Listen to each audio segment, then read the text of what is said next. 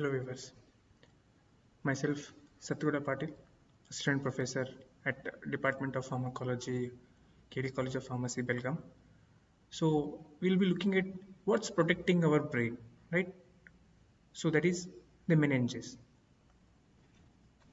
So we know that our skull is the outermost part of our brain, which is hard, which protects our brain. But apart from that, the hard skull, we have three layers, which we called meninges, right? Which protects our brain, right? We'll see into that. So, as you can see in the image here, this image is obtained from Google. So you can see this in image, there is a skull over here, right?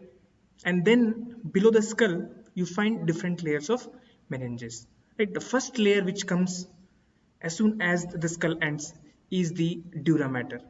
As name itself suggests, dura means it is something which is very durable in nature, right? And then soon after that, then comes another meninges that is called as arachnoid matter. Okay, and it is the middle. It lies between dura mater and then arachnoid matter. Okay, and then there is a last matter which is called as pia mater. Okay, these all are the three meninges which protects your brain. This one more image which gives you more clarity that where these images are located. As I said, dura is the outermost meninge, and then comes the arachnoid and then the pia mater, right? So this gives you a much more clarity in what I'm talking about. As you can see, you have a skin over here, right? Soon after that, you have a skull which is hard, right? And soon after the skull, you will be having those three meninges. These are dura mater, arachnoid matter, and pia mater. We'll be discussing same in the next upcoming slides. So these meninges, as I said, these are three of types. These are dura, arachnoid, and pia mater. As you can see that I have labeled that dura mater means durable, which is very thick in nature, and it is the most durable, or I can say much more stronger than other two matters over there. Okay, then comes the arachnoid matter. As you can see here in the image here, the arachnoid matter has some gaps. Okay, this is seen in the arachnoid matter and not in the dura mater, right? This arachnoid matter has some space, right?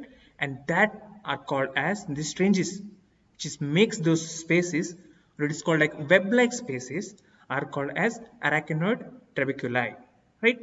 Why the spaces are there? Yes. See, as you can see in the dura mater, there are no any spaces available. But when it comes to the arachnoid matter, you have some of the web-like structures which gives you space here through which the blood vessels can pass through, and so that it gives a nutrition to the both upper layer as well as the beneath layer. Okay, then the last matter, that is pia matter. As you can see, it is the soft and very delicate matter. When you see the brain, you can differentiate the dura matter and arachnoid matter very easily, but pia matter is very sticky in nature, and which is attached to the brain like a skin or skin coat, so that if you want to peel it, it's very difficult to do it, right? And one more example or one more image which gives you more clarity, right? As you can see here, subarachnoid space is there. What is called a subarachnoid space? The space between this arachnoid and this here pia mater, right? It is called as subarachnoid space, right? In which where we have one more protective I can say liquid, that is called as cerebrospinal fluid, right? Let us talk about the dura mater, right? What is the dura mater? As I said, it is the outermost layer, right, of among all the matters, right? Then it is the thickest and toughest meningeal of among all. Yes, the pia mater is very delicate.